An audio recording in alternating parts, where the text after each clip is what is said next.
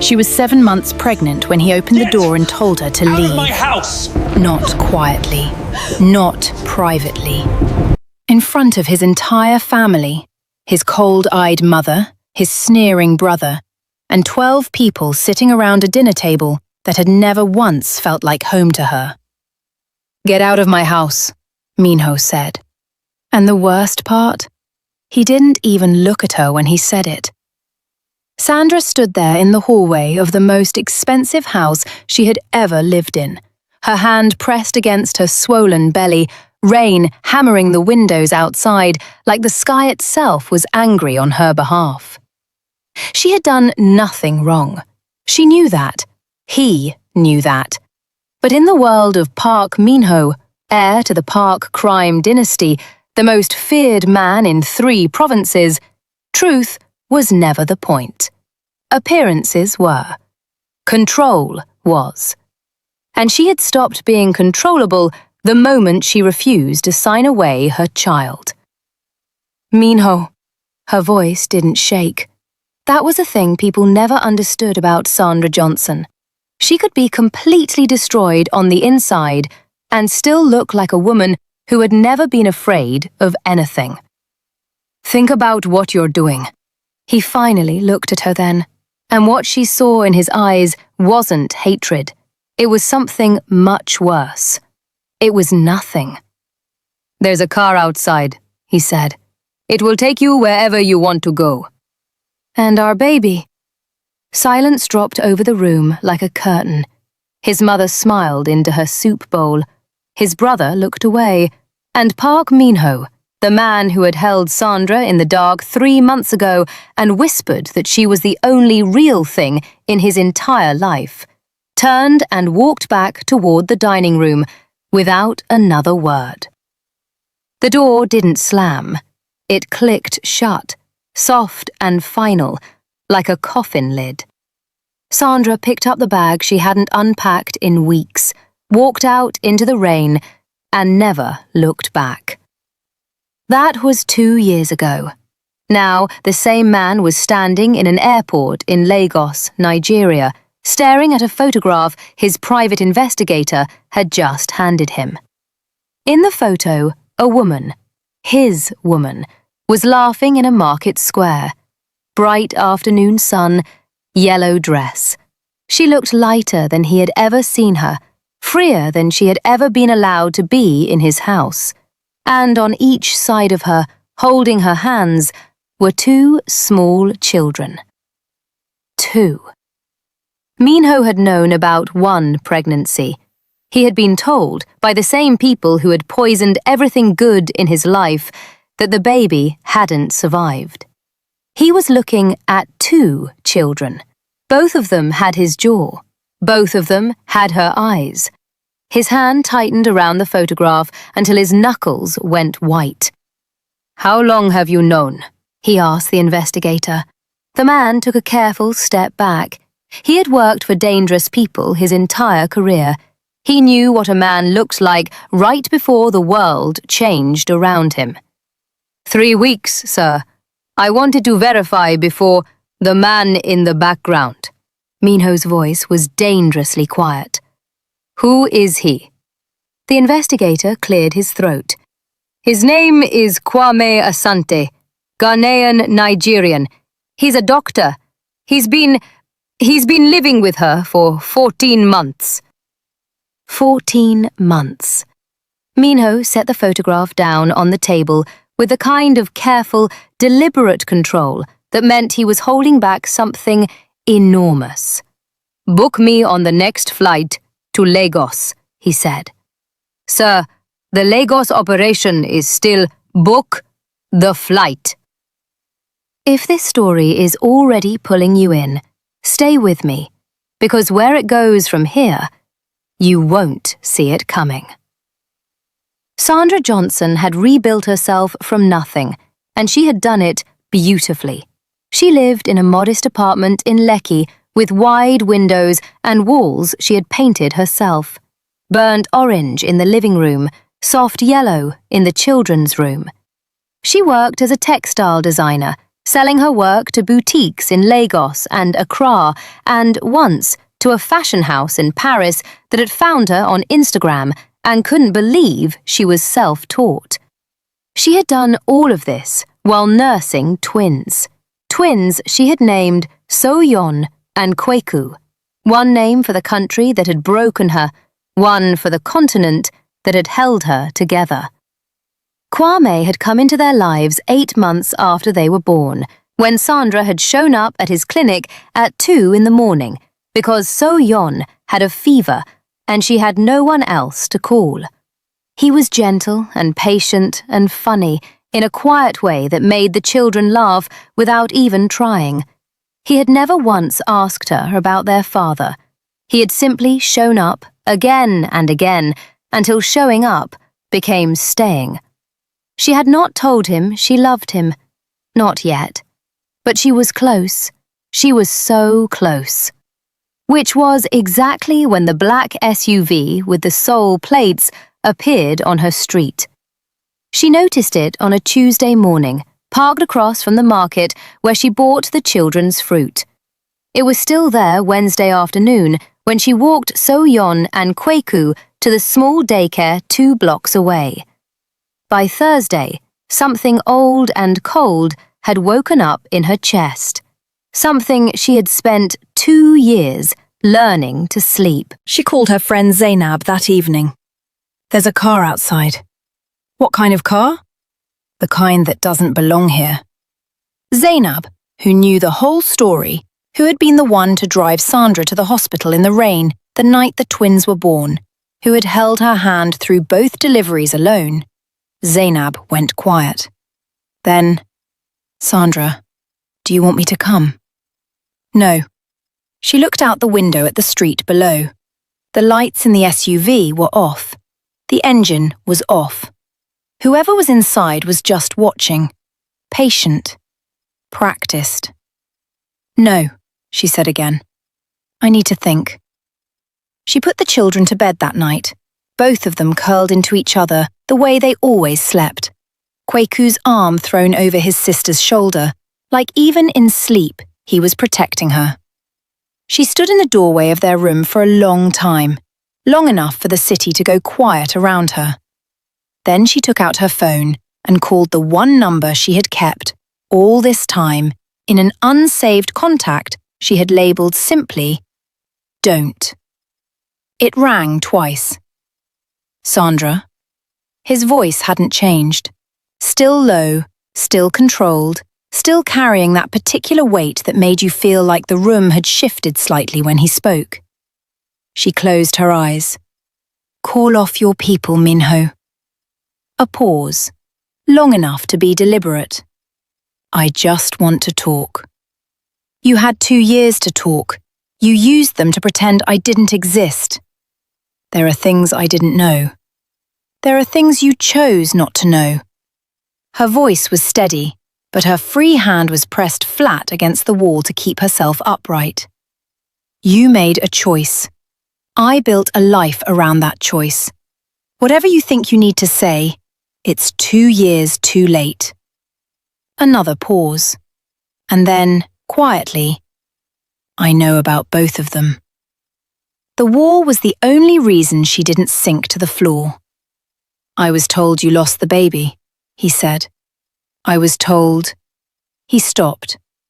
When he continued, something in his voice had cracked slightly.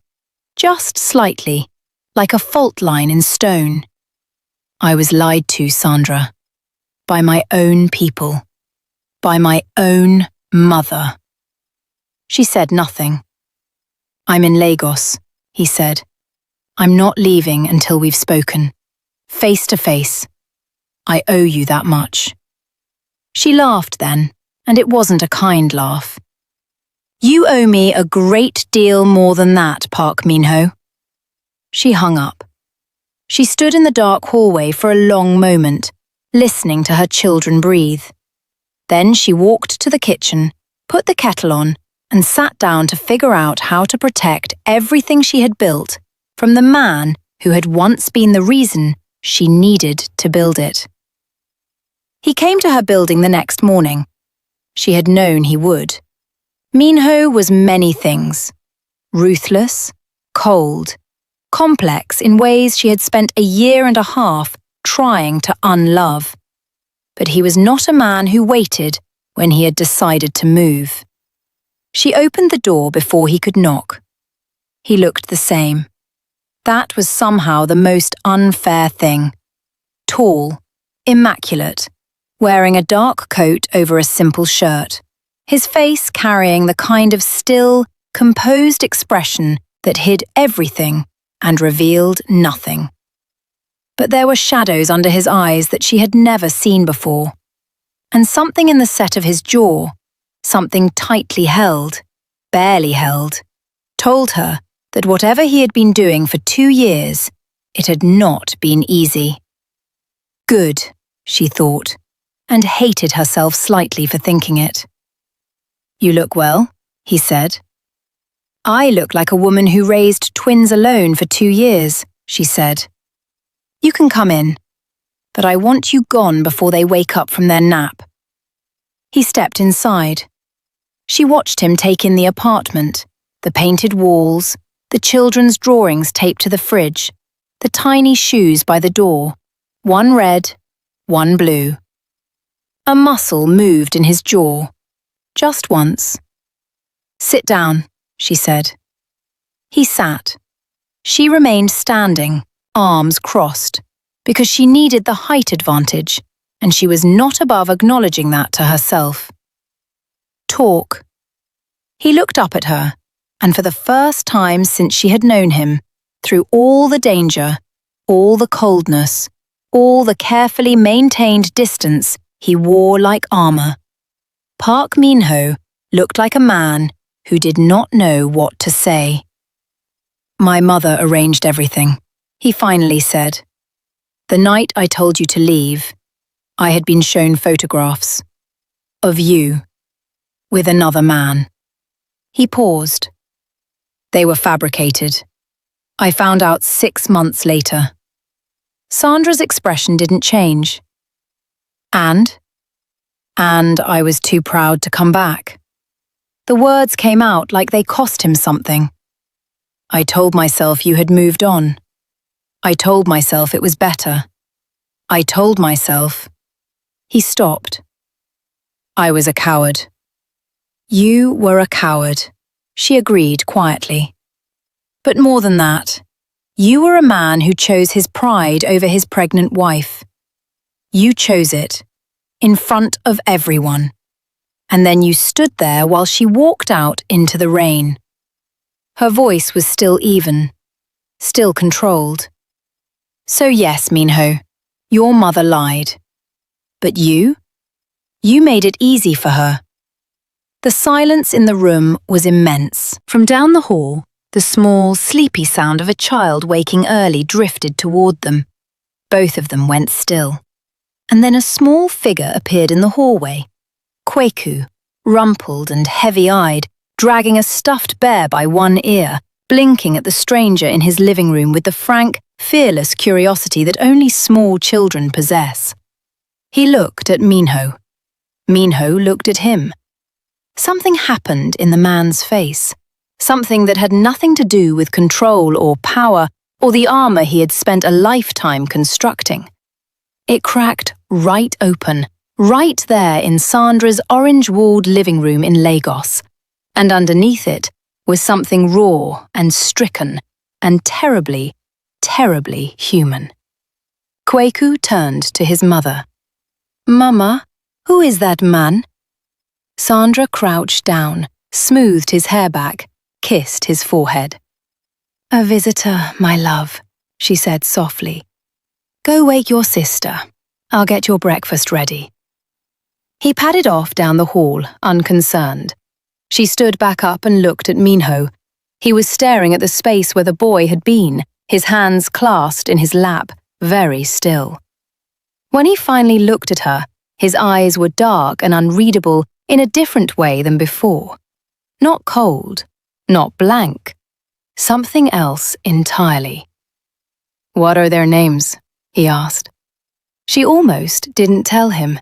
She almost sent him away right then, but something, some deep, complicated piece of her that had never fully finished grieving what they could have been, made her answer. Seoyeon, she said, and Kweku. He nodded slowly, like he was memorizing them, like he was holding them somewhere he would not lose them. I'm not here to take anything from you, he said quietly. I want you to know that. I'm not here to disrupt what you've built. He paused. I just needed to know they were real, that they were here, that they... His voice dropped. That they were alive.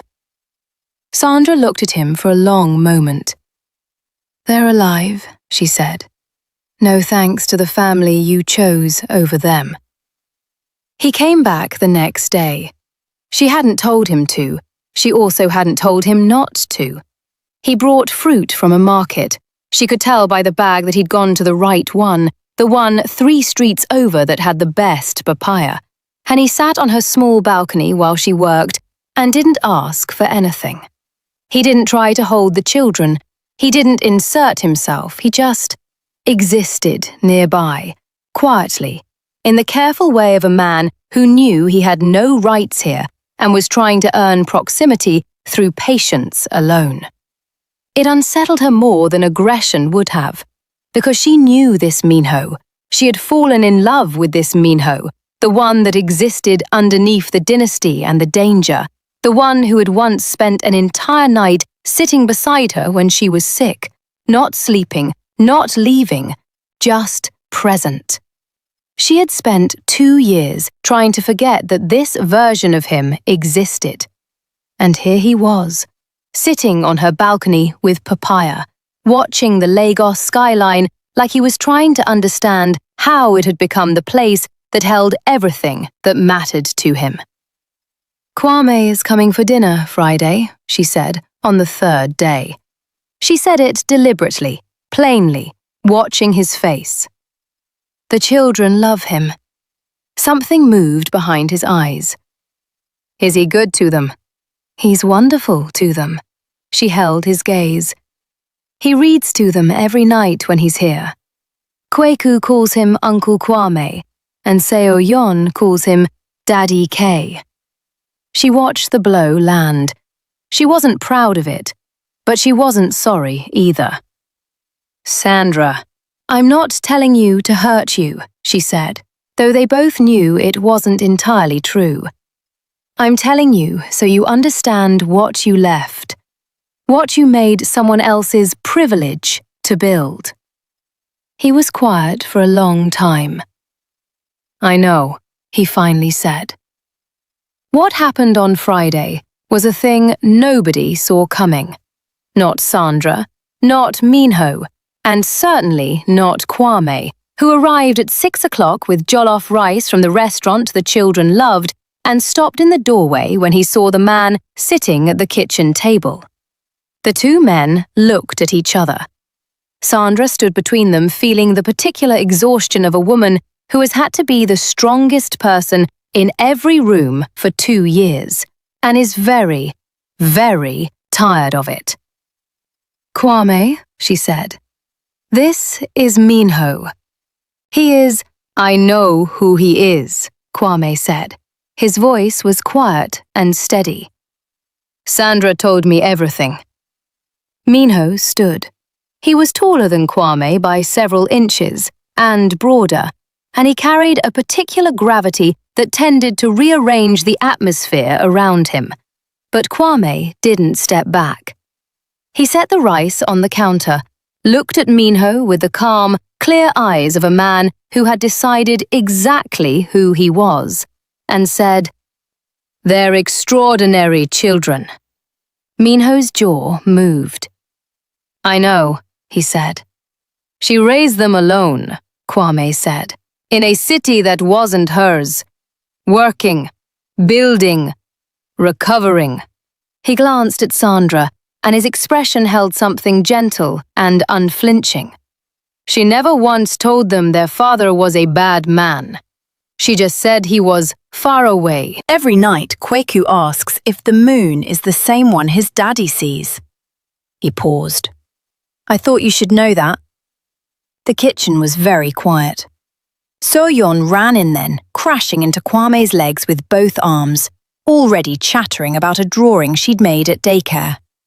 Kweku came behind her, slower, and stopped when he saw Minho standing there again. He looked up at him with those eyes, those devastating, too familiar eyes. "Are you the man who lives far away?" Kweku asked. Nobody moved.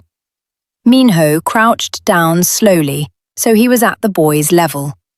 His face was very still. "Yes," he said quietly. "I live far away." Kweku considered this with the grave seriousness of a 2-year-old handling large information. "Mama says the moon is the same moon everywhere." "She's right," Minho said. His voice had dropped to almost nothing. "She usually is." Kweku nodded, satisfied, and ran after his sister. Minho straightened up. He looked at Sandra, then at Kwame. Then he picked up his coat from the back of the chair. "I'll go," he said. "Enjoy your dinner." He was almost at the door when Sandra said, "Minho?" He stopped. She didn't know why she said what she said next. She would think about it for a long time afterward, in the particular sleepless hours of 3 in the morning, when the children were quiet and she was alone with herself. But she said it. "Same time next week," she said. "If you want." He stood very still with his back to her. Then he nodded once, opened the door, and left. Now, here is where the story shifts.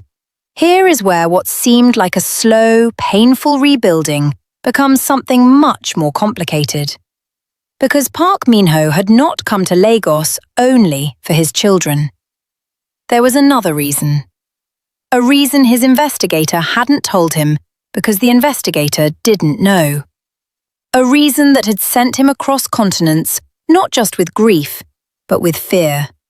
A thing Minho almost never felt, and felt now with a cold, bone-deep steadiness that had kept him awake for 3 weeks. Someone had found out about Sandra, about the twins. Not someone in his world who meant her well. The man's name was Shin Dong-hyun. He was the head of a rival family, older, colder, more dangerous even than the Parks. And he had spent 4 years looking for a way to destroy Minho without a direct confrontation. He had tried businesses. He had tried alliances. He had tried legal pressure and physical pressure, and everything in between. And then, one of his people had tracked down a story about a black woman and 2 half-Korean children in Lagos who shared a very recognizable jaw. Shin Dong-hyun had sent people ahead. They were already in the city. Minho knew because he had intercepted a communication 3 days before boarding his flight. He knew because the black SUV Sandra had noticed wasn't his. He had not sent a surveillance team. He had come alone, on a commercial flight, under a different name. The SUV was Shin's. And Minho had exactly 4 days to figure out how to protect a woman who didn't want his protection, 2 children who didn't know his name, and a life he had never deserved. Before the most dangerous man in Seoul's underworld used all 3 of them to tear him apart. He stood on the street outside Sandra's building, the warm Lagos evening settling around him, the smell of suya smoke drifting from somewhere nearby, the sounds of this city that had held her when he didn't. And he made a decision. He called his most trusted person. Not a soldier, not an enforcer. His cousin, Min Seok, who had spent 10 years quietly dismantling the parts of the Park operation that Minho wanted gone. "I need a full security sweep of a residential building in Lekki," he said. "Tonight, clean, nothing that draws attention. And Min Seok?" He paused. "Nobody touches her life. Nobody knows the plan. This stays between us." "How bad is it?" Min-seok asked. Min-ho looked up at the lit window on the 4th floor. He could see the shadow of her moving inside, probably putting the children to bed, probably singing to them. She used to hum when she thought he wasn't listening. Bad enough, he said. He hung up and started walking. Sandra did not know that the man she had just invited back next week was now the only thing standing between her family and a danger she couldn't see. She did not know that somewhere in this city, people with bad intentions were watching her building. She did not know that Park Min-ho, who had once been the source of the greatest pain in her life, had placed himself between her and all of it without telling her, without asking for anything in return, and without any certainty that she would ever forgive him for what he was trying to make right. What happened next, what Shin Dong-hyun's people did, and how Min-ho responded, and what it cost him, and what Sandra found out, and the choice she ultimately had to make, is something you are not yet ready for. But it's coming. That night, Sandra put the twins to bed and sat on her balcony with a cup of tea going cold in her hands, watching the city below. Kwame had stayed to help with the dishes and then kissed her forehead gently and gone home. Because he was good like that. Because he had always understood without being told what kind of space she needed. She thought about Kweku's voice. Are you the man who lives far away? She thought about Min-ho's face when he heard it, that cracking, that exposure. She thought about the 2 years between then and now, and all the ways she had grown, not in spite of the pain, but through it, with it, carrying it like weight that had eventually become muscle. She was not the woman who had walked out into the rain anymore. She knew that. The question she could not answer, the one that kept circling in the quiet, was who Park Min-ho was becoming, and whether it was her business to find out. She looked up at the moon.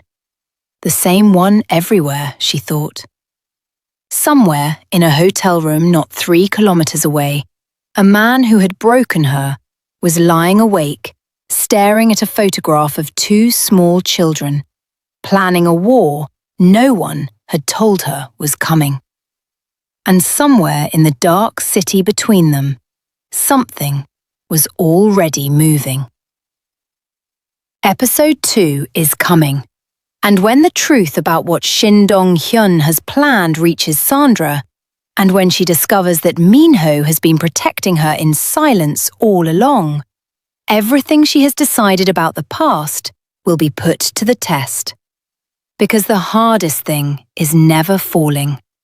It's choosing who you let catch you when you do.